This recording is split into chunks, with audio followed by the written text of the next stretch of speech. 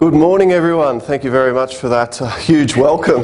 We've all heard that we can definitely influence our own happiness by the way we think, yet so many of us know people who are depressed, who are suffering from depression.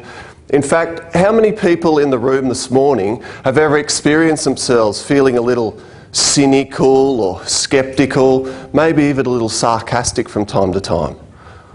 Few of you, okay. In fact, hands up those of you, and be honest, hands up those of you that have ever experienced negative thinking. And thank you for someone got the joke, right? Who hasn't had negative thinking before? Negative thinking has been called enemy number one to influencing our own personal happiness. And often people do it without even realising. We fall into mental habits with our thinking, which can actually make us miserable. Now, when we talk about negative thinking, it's important that we actually talk about the two main types of negative thinking. There's two main ways in which it can affect us. So when we look at negative thinking, first of all, we can have our negative thinking in the past, and we can have negative thinking in the future.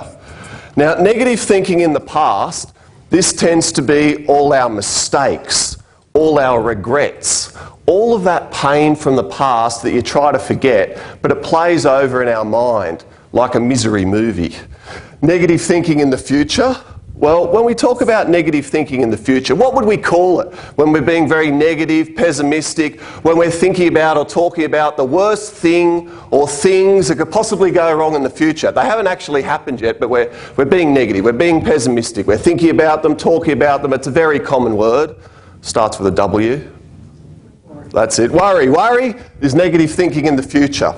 And when we talk about worry, what do you think would be most people's favourite subject of worry? What do they worry about the most?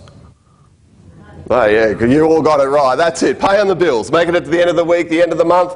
Often people think too, if they had loads of money, they'd no longer worry. But people with money still worry. What do they worry about? Losing it, you got it right again. So we're in that habit of worrying about all sorts of things. We lose our health, that shoots to number one. People are worrying about their job security, their health, but it gets worse. They found there's a lot of people out there who seem to worry about nothing. Ever had a friend like that? Just come back from holiday, they're going all right at work, they've got money, yet when you talk to them, they're still all worried and it gets too much for you. So what are you worried about though? Things are going great for you. And they say, yeah, I know, but that's the thing. Things are going too well. Just know any moment something big's probably going to go wrong. So that's what a worrywart is. We've fallen into that habit, that mindset of coming up with all these scenarios in our mind. Yet times in your life when you're truly happy, when you think back to them often, it's not so much that you were different or that your circumstances were that different. It's often that at that period of time you may have just been thinking a little differently. Now, when I was 2 years old, my parents moved from Sydney up to the Sunshine Coast. My father bought a little 6-acre farm and decided to do the tree change many years ago. The first home we lived in had no electricity, no flush toilet, no telephone. It was pretty basic. And it was a big deal when we got our first black and white television. It was a 12-volt television that actually ran off a battery pack that was powered by the solar panels. And it was exciting to watch television, but my father used to discourage it. I don't actually know why I got the TV in the first place, but trying to be spontaneous, he decided to tell us one night, look, instead of watching television this afternoon, it was a hot summer's afternoon, let's go to the swimming hole. So we decided to walk, it's about 2 kilometres down the road, we had to walk down the gravel road and then follow the little gate, the goat track to the swimming hole. So it was myself, my 3 younger brothers, and one of my brothers had a little buddy. So we walked along the track, we got to the swimming hole, it's almost dark, and we strip off and we jump into the pond and we're swimming around and having a great time. But this young guy, he's from town, and it's his first experience of skinny dipping. So when he saw us all take off our gear and jump into the water, he stood there frozen for a moment, peering into the bush, just in case someone had been staking out the water hole all day long to catch a glimpse of his willy. But he was relaxed after a moment, and he pulled it all off, and he jumped in and he swam around and we had fun. When we were back on the rocks drying off, my father suggested to us, boys, let's walk home in the nude. Walk home in the nude? So there we are. We've quickly dried off. We've got our little towels around our necks. We've got our bundle in our hands and our thongs on. And I'm talking the thongs you wear on your feet too. So we've got our little bundles and we're walking back along the goat track to the gravel road. I hear this kid mumble something to my brother, and eventually my brother says, "Dad, what happens if a car comes?" And my father said, "Oh, look, it's almost 7 o'clock. A car's not going to come." You can guess what happened. We're nearly halfway home. We stop. What's that noise? We see lights in the distance. Car! There we are, naked little boys running around, ducking into the bush and hiding away. And of course the car just raced past and no one was seen. But very often, whenever I go to a waterhole, I might even think of that time. Even from time to time, my brother has mentioned that he runs into that boy that he knew all those years ago. And that guy talks about, "Remember that time we walked home in the nude?"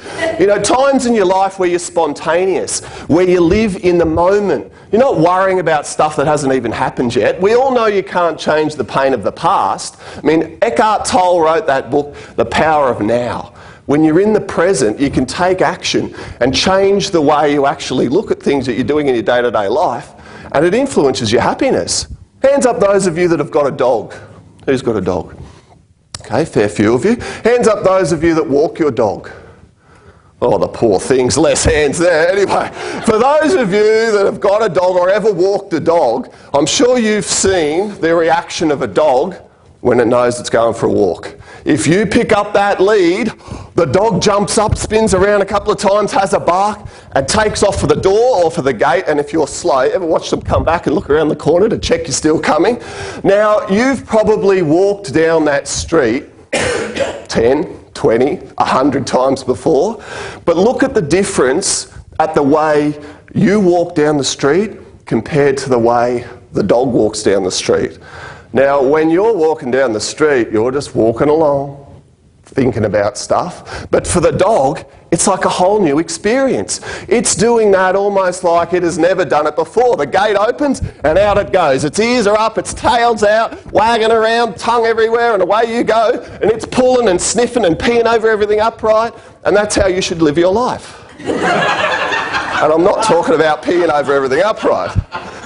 But with that thought of enthusiasm. Just because you've worked in the same job for all of those years, or been in the same relationship, or lived in the same town, doesn't mean you can't have enjoyment and fulfillment out of what you do in your life. Being able to catch yourself thinking like a robot, falling into a rut, can be one of the things which can greatly influence your happiness. When we just put a little bit more effort, a little bit more energy into making our life fun and real and enjoyable, it increases our happiness immensely. Helen Keller said that life is either a daring adventure or it's nothing. Sometimes people become like robots.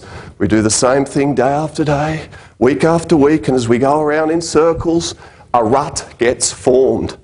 And it's been said that ruts are bad news, because the only difference between a rut and a grave is the depth of the hole. It's not good to be in a rut. It's not good to fall into mindsets with your thinking. So if I was to leave you with one idea, the next time you're feeling a bit down, the next time you're feeling a bit pessimistic, chances are when you think about it, you're worrying about something that hasn't happened yet, or you're playing an old movie about something that happened long ago that we all know we can't do anything about. Pull yourself back into that present moment. Often if we think about all the great things that we've got to be appreciative of, especially where we live and the opportunities that we've got in front of us, you'll soon realise that you can take action or make a few changes and take your life in a new direction. But almost immediately, when you stop the negative thinking, you will feel just so much happier.